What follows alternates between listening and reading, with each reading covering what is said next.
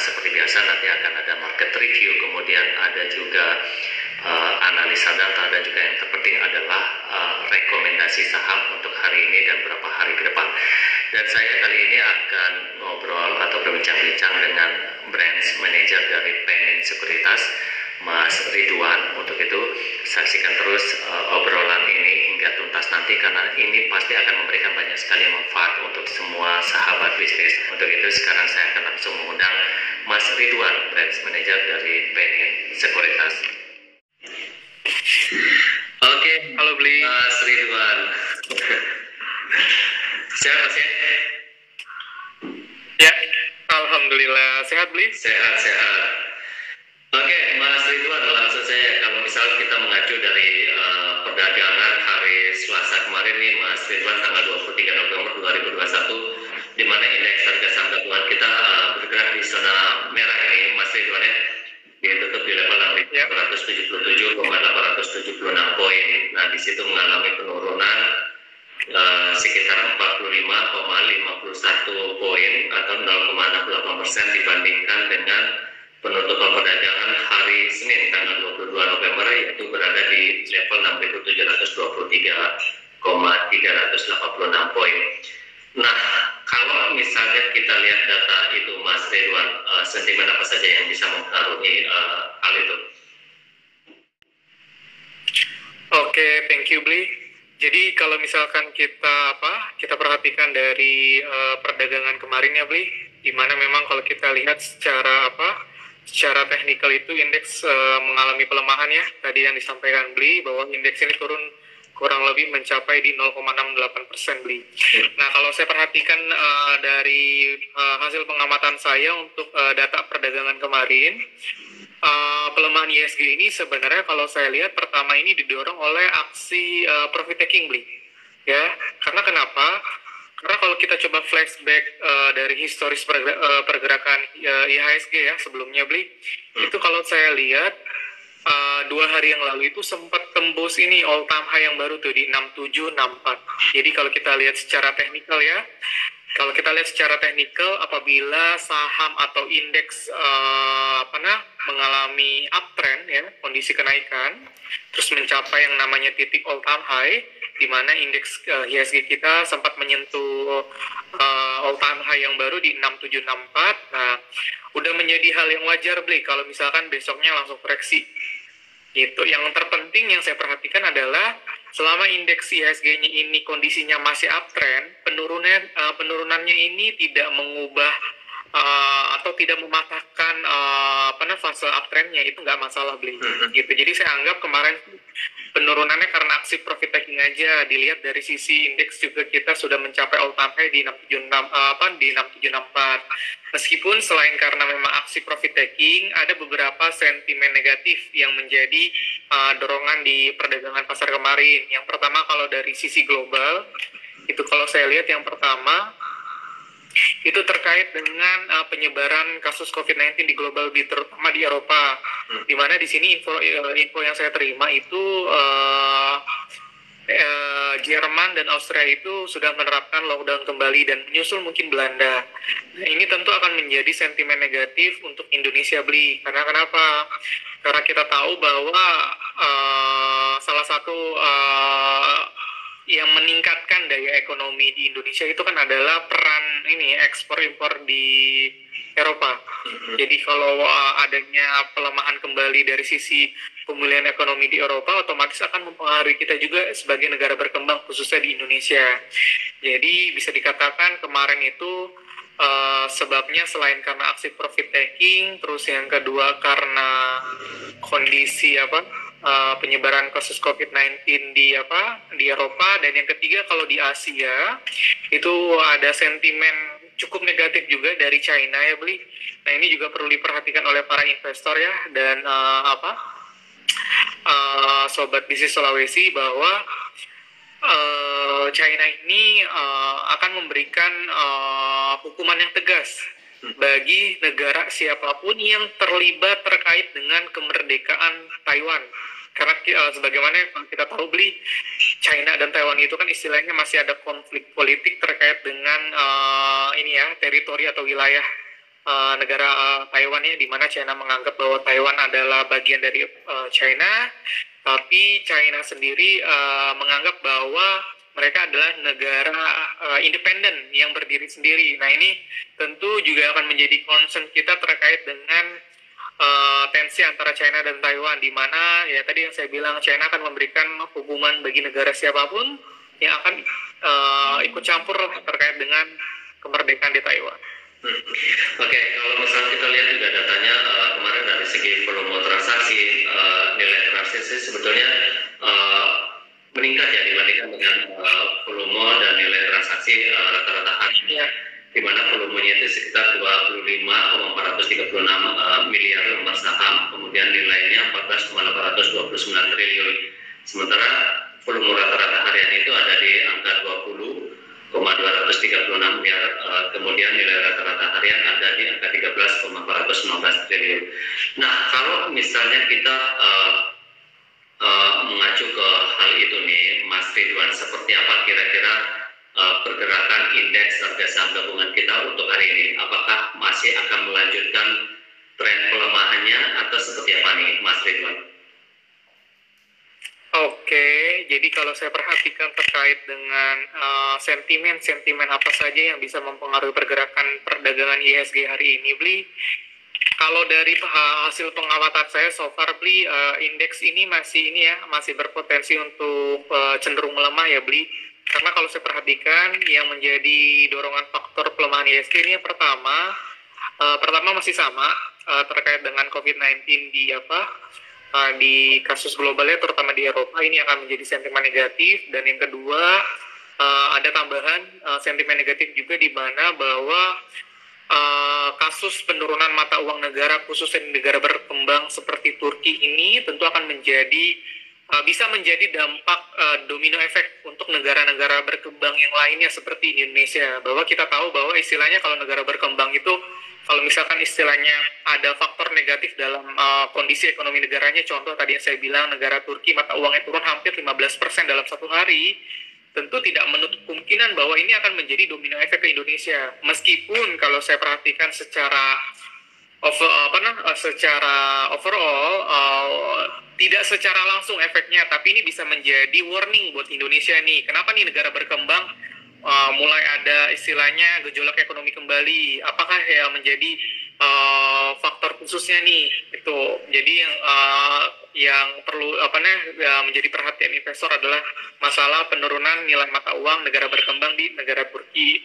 Terus yang ketiga, Bli, dari trennya penurunan komoditas, Bli. Kalau kita lihat kan bahwa Indonesia itu kan negara ekspor, di mana salah satu yang menjadi daya tarik ekspor di Indonesia kan adalah dari segi komoditas, Bli. Nah, kalau kita lihat pergerakan dari tren komoditas ini memang cenderung melemah ya, Bli. Kalau saya lihat pertama mulai dari gold itu turun lebih dari 1,26%. Terus juga kalau saya perhatikan dari CPO yang menjadi komoditas terbesar juga di Indonesia ini juga turun di minus 2,27%, Bli. Terus yang terakhir ada di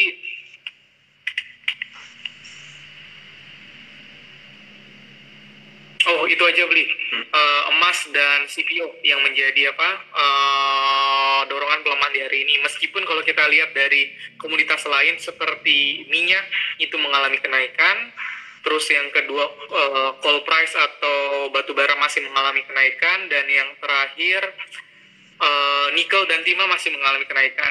Jadi saya bilang sih untuk perkembangan tren komoditas ya cenderung mix ya, Bli, antara naik dan turun. Tinggal masing-masing investor aja bisa mencermati mana yang perlu diikuti, mana sektor komoditas yang perlu diikuti, mana yang perlu dihindari. Terus yang ketiga, Bli, terkait dengan inflasi di US ya, Bli, ini juga tentu akan menjadi perhatian juga buat para investor dan trader di Indonesia, bahwa kita tahu US akan melakukan tapering off mulai dari Desember besok ya, di bulan besok. Artinya kalau memang itu sudah diimplementasikan, itu akan menjadi sentimen negatif buat IHSG IHSG kita. Meskipun ini kondisinya sementara, tapi tetap ini bisa menjadi gejolak untuk IHSG dalam jangka waktu dekat. Artinya kalau misalkan tapering off ini sudah dilakukan, otomatis mulai ada nih perpindahan aset nih antara biasanya yang perpindahan aset ini dilakukan oleh foreigner ya, di mana dana asing akan keluar dari negara-negara berkembang, tidak hanya di Indonesia tapi negara berkembang yang lain, pindah ke US karena dianggap ekonomi US sudah jauh lebih baik. Otomatis kan akan meningkatkan demand mata uang US dollar ya. Nah, otomatis akan menjadi pelemahan rupiah ke depannya. Tapi meskipun kondisinya seperti itu, saya kembali lagi ini sifatnya hanya sementara, jangka pendek aja. Karena apa? Dari sisi fundamental di Indonesia yang pernah disampaikan oleh Gubernur BI kita ya, Bapak Peri bahwa dari segi cadangan devisa di Indonesia saat ini masih cukup stabil dan istilahnya kuat dalam menghadapi salah satunya sentimen atau berita negatif atas tapering off di US. Oke. Mas Ridwan, di samping beberapa hal seperti misalnya komoditas yang Mas Ridwan sebutkan tadi, nah kalau misalnya kita lihat secara sektoral ini, Mas Ridwan, kalau pada perdagangan kemarin hampir rata-rata sektor yang tercatat di Bursa Efek Indonesia itu mengalami pelemahan atau bergerak di zona merah, kecuali sektor energi yang bertumbuh 0,89% dan juga sektor infrastruktur yang tumbuh 0,47%. Sementara sektor-sektor lain itu bergerak di zona merah dengan penurunan antara 0,12 hingga 2,02%, di mana penurunan tertinggi itu dicatat transportasi dan logistik. Nah, kira-kira untuk hari ini, Mas Ridwan, seperti apa kalau secara sektoral kita bahas? Oke, kalau dari hasil pengamatan saya, indeks energi ini tadi yang disampaikan Beli bahwa kemarin ini ada kenaikannya di 0,88%. Kalau saya perhatikan untuk sektor energi ya, ini bisa menjadi perhatian investor dan trader juga, bahwa saya masih cukup optimis di sektor ini karena kalau kita lihat tadi yang saya sampaikan, faktor pendorongnya karena satu, dorongan kenaikan harga minyak, kedua harga batu bara dunia juga masih naik, dan yang ketiga harga nikel. Kebetulan Bli, perlu di-highlight juga nih oleh para trader sama investor, khusus harga nikel ini cukup mengalami kenaikan yang signifikan ya Bli, karena kalau kita lihat ternyata salah satu produsen besar nikel di global yaitu Filipina ini mengalami kekurangan pasokan Bli. Nah, ini yang menjadi sentimen positif untuk pergerakan harga nikel dunia, di mana faktor yang menjadi pelemahan dari kekurangan pasokan di Filipina ini karena adanya musim hujan Bli. Jadi otomatis memperlambat produksi nikel di Filipina. Nah, ini bisa menjadi perhatian trader untuk hari ini ya, bahwa sektor energi bisa menjadi pilihan sektor untuk untuk transaksi untuk pilihan trading atau investing hari ini Bli. Terus kalau untuk IDX infrastructure ya, kalau saya lihat kemarin juga sama, masih mengalami kenaikan.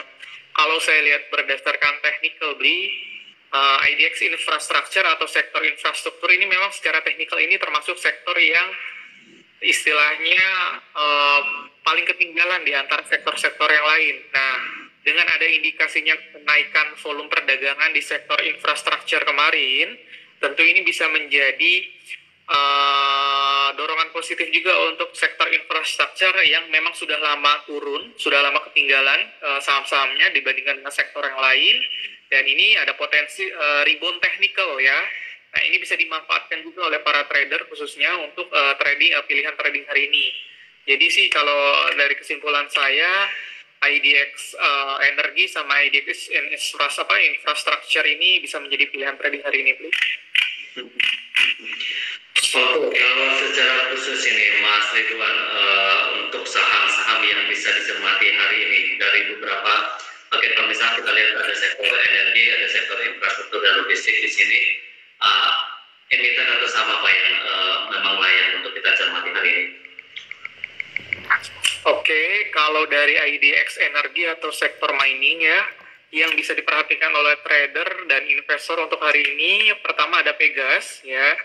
Kalau saya lihat ini secara teknikal ini memang Pegas ini masih menjadi top net buy asing ya, di mana net buy asing ini juga menjadi salah satu indikator para trader beli untuk melakukan transaksi harian gitu.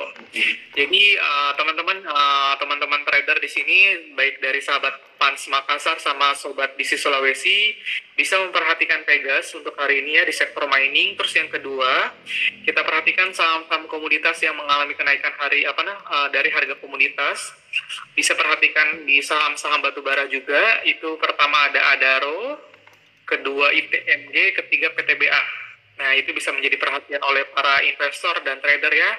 Selain dari saham batubara, juga bisa perhatikan dari saham nikel yang tadi saya sampaikan bahwa nikel ini harganya sedang mengalami kenaikan karena faktor dari kekurangan pasokan dari produsen global yaitu Filipina, di mana bisa perhatikan untuk Antam dan Inco ya kalau untuk dari nikel.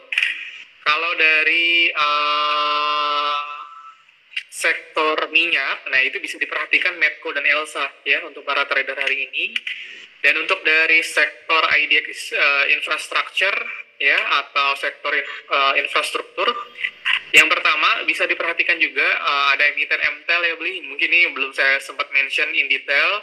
Jadi sebagaimana kita tahu beli kalau sahabat Pans Makassar dan sobat bisnis Sulawesi memperhatikan perdagangan market belakangan ini ya, terutama di minggu ini, memang sempat dihebohkan dengan istilahnya kehadiran IPO baru yaitu MTEL, di mana saham MTEL ini menjadi salah satu perhatian publik ya, terutama di kalangan investor ya, karena kita lihat bahwa MTEL ini sebenarnya secara fundamental atau dari sisi perkembangan bisnisnya itu kan bisa dikatakan bahwa MTEL ini merupakan anak usaha dari Telkom, bisnisnya di bidang sektor menara. Kita tahu bahwa menara ini untuk dari prospektus bisnisnya ke depannya masih bagus beli ya, di mana permintaan terkait dengan penyewaan menara-menara ini akan meningkat seiring dengan implementasi jaringan 5G ya. Nah, ini yang perlu diperhatikan juga nih oleh para trader dan investor nih ya. Karena apa? Karena ya berarti kan bisa dibilang dengan adanya demand seperti itu, tentu prospek bisnis untuk menara ini masih bagus. Apalagi MTEL ini bisa dikatakan termasuk emiten yang paling banyak menaranya dipunya dibandingkan dengan kompetitor lain seperti Tebik dan Tower gitu, please. Jadi di sektor infrastruktur ini untuk trader dan investor bisa perhatikan saham MTEL ya, karena secara fundamental bagus, dan yang kedua secara valuasi atau harga saham ini masih menarik dibandingkan dengan kompetitor lainnya. Meskipun kita tahu bahwa 2 hari ini memang MTEL terus diguyur oleh aksi profit taking oleh investor asing, tapi ini bukan istilahnya parameter utuh bahwa MTEL ini dalam jangka pendek atau jangka panjang ini kurang menarik, itu tidak. Istilah profit taking ini kan dalam transaksi harian atau dalam hal trading itu kan hal biasa gitu.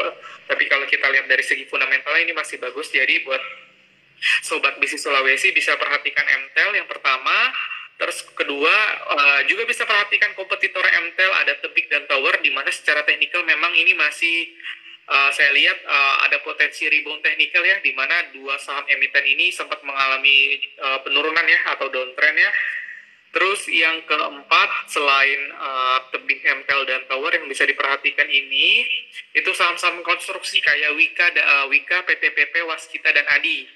Tapi dari keempat ini yang saya lebih suka Wika sama PTPP karena secara fundamental ya, dari target kontrak di antara Wika dan PTPP ini bagus beli dibandingkan dengan kompetitor lain seperti Adi dan Waskita. Dan secara teknikal memang Waskita sama PTPP lebih terkonfirmasi sih kalau saya lihat ya beli. Jadi lebih optimis lah seperti itu. Kurang lebih itu beli kalau untuk di pilihan saham-saham di sektor energi dan sektor infrastruktur. Kalau di sektor lain, seperti apa? Kira-kira adakah memang emiten atau saham yang memang pantas atau layak untuk kita cermati hari ini? Itu seperti apa, Mas Tribulan? Kalau pilihan sektor lain, beli kalau sejauh ini, kalau saya lihat dari pergerakan sektor kemarin ya, sebenarnya kita lihat bahwa sektor finance sama sektor transportation ini kan termasuk yang turunnya cukup dalam kemarin ya, saat pelemahan IHSG ya. Jadi ini juga bisa menjadi perhatian oleh para trader dan investor ya. Karena apa, Bli? Karena biasanya secara teknikal ya, apabila saham ini sudah mengalami penurunan dalam ya, itu ada potensi rebound secara teknikal, Bli. Jadi artinya untuk saham-saham di sektor finance sama saham-saham di sektor transportation yang mengalami penurunan paling dalam kemarin, tidak menutup kemungkinan akan mengalami kenaikan secara teknikal atau rebound teknikal. Nah, ini bisa menjadi perhatian juga nih untuk para investor dan trader. Nah, kalau untuk di sektor finance itu kan biasalah yang menjadi favorit kita tetap di big banks ya, kayak Bank Mandiri, BBCA, BBRI, dan BBNI ya. Kalau di transportation mungkin salah satu yang menjadi perhatian untuk para trader itu bisa di salah satu emitennya adalah ASA. Nah, di dua sektor itu akan berpotensi untuk mengalami rebound teknikal ya untuk hari ini, seperti itu. Oke, terakhir ini Mas Ridwan, kalau kita berbicara masalah investor asing ya, ini juga merupakan salah satu acuan bagi para trader atau investor dalam negeri dalam mengambil keputusan untuk investasinya. Nah, kalau misal kita lihat dalam beberapa hari terakhir, investor asing kalau misalnya hari Selasa tampak melakukan net sell di situ, sementara pada hari Senin net sell, kemudian hari Selasa kemarin net buy yang besarnya mencapai 94,05 miliar di situ.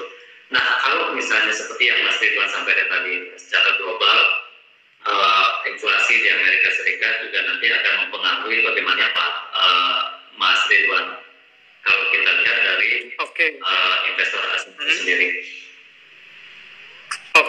Nah ini meskipun sobat bisnis Sulawesi dan sahabat Pans Makassar paham bahwa meskipun kondisi indeks kita sedang mengalami pelemahan karena berbagai sentimen negatif baik dari sisi domestik atau dari sisi global, tapi yang bisa menjadi optimisme trader dan investor untuk di bursa saham Indonesia atau IHSG hari ini adalah terkait dengan konsistensi asing yang mulai melakukan pembelian bersih atau net buy ya, Bli.